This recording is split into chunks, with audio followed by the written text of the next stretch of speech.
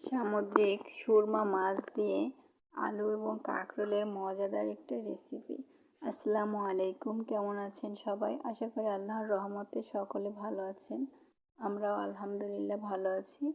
তো আজকে আমি সুরমা মাছ দিয়ে আলু কাঁকরোলের মজার একটা রেসিপি তৈরি করব। তো চলুন কথা না বলে শুরু করি। তো আজকে আমি সুরমা মাছ দিয়ে কাঁকরোল আলু রান্না করব। তো এই জন্য প্রথমে আমি এখানে 2টি সুরমা মাছ নিয়েছি। তো মাছগুলো কিন্তু বেশ বড় সাইজের। সুরমা মাছ কিন্তু আছে, এর থেকে মিডিয়াম সাইজেরটাও খেয়েছে। এটা কিন্তু অনেকটা বড়, ক্যামেরায় হয়তো বোঝা যাচ্ছে না, কিন্তু মাছটা অনেকটা বড়। আর এই মাছগুলো আমি পিরোজপুর থেকে আসার সময় নিয়ে আসছি আমার বাবার বাড়ি থেকে, কারণ আমি যেখানে থাকি এখানে এই মাছগুলো পাওয়া যায় না। আর এখানে আমি নিয়েছি কিছু কাঁকরোল। তো কাঁকরোলগুলো ফ্রিজে ছিল বেশ কয়েকদিন, এই জন্য এরকম হয়ে গেছে। তো সমস্যা নেই, আমি ওপর থেকে এগুলো তো ছিলে ফেলে দিব, কাটা কাটা অংশটা। তো চলুন মাছ আর কাঁকরোলগুলো কেটে নেই। তো এই তো মাছ আর কাঁকরোলগুলো আমি কেটে নিয়েছি। তো ওখান থেকে আমি একটা মাছের মাথা নেড়ে কেটে দিয়েছি। তো আমার যতটুকু লাগবে আমি সেই পরিমাণে নিয়ে নিয়েছি। আর এখানে আমি কাঁকরোল আর আলু এই যে এরকম একই রকমের করে কেটে নিয়েছি। তো তারপরে আমি মাছগুলো ভেজে নেওয়ার জন্য এখানে স্বাদ মতো লবণ এবং কিছুটা মরিচের গুঁড়ি আর হলুদের গুঁড়ি দিয়ে মাছটাকে আমি মেখে নিব। এই তো মাছগুলো আমি হাত দিয়ে একটু ভালো করে মশলাটা মেখে নিচ্ছি। এই মাছটা একটু লবণটা কম দেওয়ার চেষ্টা করবেন। সামুদ্রিক মাছ এটা কিন্তু অনেকটা লবণাক্ত। সব মাছ না হলেও এই মাছটা কিন্তু লবণাক্তই থাকে, লবণ লবণ হয়, একটু নোনা।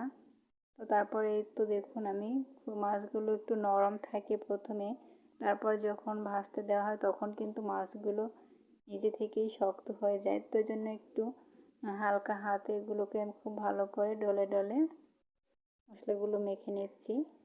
তো মেখে নিয়ে তারপরে এদিকে কিন্তু আমি কাঁকরোল আর আলুগুলো সেমভাবে মেখে নিচ্ছি। আর এই তো এদিকে আমি চুলায় একটা কড়াই বসিয়ে দিয়ে তার কড়াইটা গরম করে এখানে আমি পরিমাণ মতো তেল দিয়ে দিয়েছি। তো তারপরে কিন্তু আমি মাছগুলো এখানে দিয়ে এক পাশ ভেজে তারপরে আমি অপর পাশটা উল্টে দিচ্ছি। তো এভাবে করে আমি মাছগুলো উল্টে পাল্টে ভেজে নেব। আর মাছগুলোকে আমি খুব সুন্দর লাল করে কড়া করে ভেজে নেব। এই মাছটা একটু বেশি ভালো করে ভেজে নিলেই খেতে ভালো লাগে, ভাজাটা কম হলে কিন্তু মাছগুলো খেতে ভালো লাগে না। তো এই তো মাছগুলো আমি ভেজে তুলে নিচ্ছি, দেখুন কতটা সুন্দর লাগছে। তো তারপরে কিন্তু আমি ওই কড়াইয়ের ভিতরে আলু আর কাঁকরোলগুলো দিয়ে দিচ্ছি। আলু আর কাঁকরোলগুলো দিয়ে আমি নেড়ে চেড়ে এগুলোকেও খুব ভালো করে ভেজে নেব। কাঁকরোলগুলো যদি ভেজে রান্না করা যায় তাহলে কিন্তু কাঁকরোল থেকে যে একটা বাজে স্মেল আসে ওইটা কিন্তু পাওয়া যায় না। তো সেক্ষেত্রে কাঁকরোলটাকে খুব ভালো করে ভেজে নিতে হবে।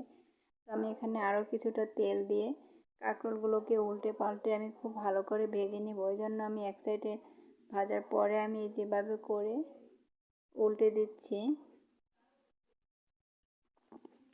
উল্টে পাল্টে আমি কাঁকরোলগুলো ভেজে নিব। তো প্লিজ আপনারা কেউ ভিডিওটা স্কিপ করবেন না, সম্পূর্ণ ভিডিওটা দেখতে থাকুন। আশা করি একটু হলেও আপনাদের কাছে ভালো লাগবে। তো কাঁকরোলগুলো আমি ভেজে তুলে নিচ্ছি। আর এদিকে আমি কড়াইয়ের ভিতরে প্রথমে আমি একটু পানি দিয়ে তারপরে মশলাগুলো অ্যাড করছি। আমি এভাবে করে নেই, কারণ মশলাগুলো তাহলে খুব ভালোভাবে মিশে যায়।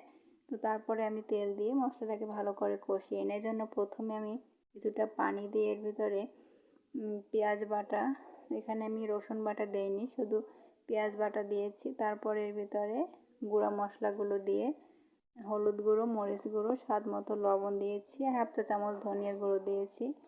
এখানে এই মশলাগুলো ব্যবহার না করলেই হয়, যেহেতু এই মাছটার কিন্তু নিজস্ব একটা ফ্লেভার আছে। তো তারপরে আমি পরিমাণ মতো তেল দিয়ে মশলাটাকে খুব ভালো করে কষিয়ে নিয়ে এর ভেতরে ভেজে রাখা আলু আর কাঁকরোলগুলো দিয়ে দিয়েছি। দিয়ে এগুলোকে একটু নেড়ে চেড়ে মশলার সঙ্গে মিশিয়ে 1 মিনিটের মতো ঢাকনা দিয়ে ঢেকে দিচ্ছি।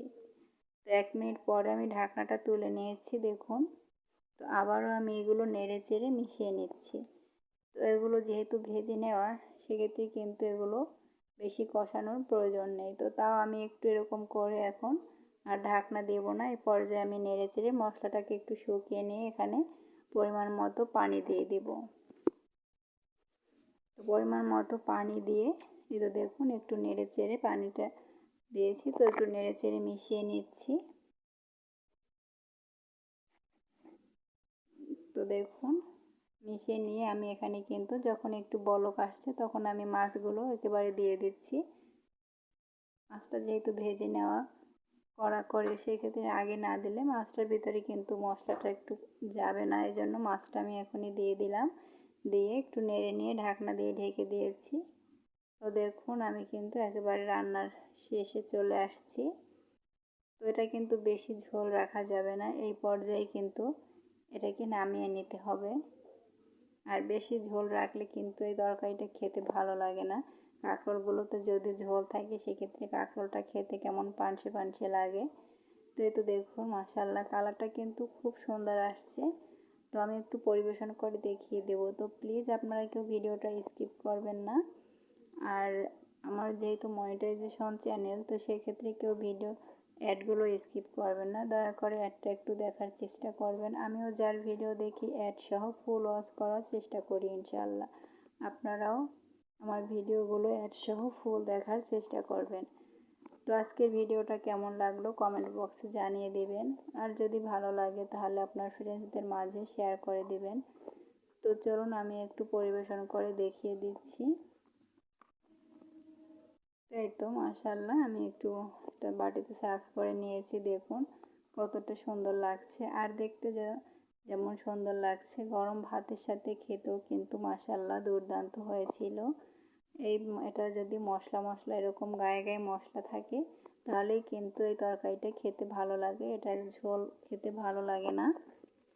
তো কাঁকরোল আর আলুগুলো কিন্তু খুব সুন্দরভাবে সিদ্ধ হয়েছিল। আর এই মাছটার যেহেতু একটা নিজস্ব ফ্লেভার আছে, সেক্ষেত্রে কাঁকরোলটা খেতে কিন্তু খুবই ভালো লাগে আমার কাছে। কাঁকরোল আলু কাঁকরোল ইলিশ মাছ অথবা এই মাছটা দিয়ে রান্না করলে আর চিংড়ি মাছ দিয়ে রান্না করলে খেতে ভালো লাগে।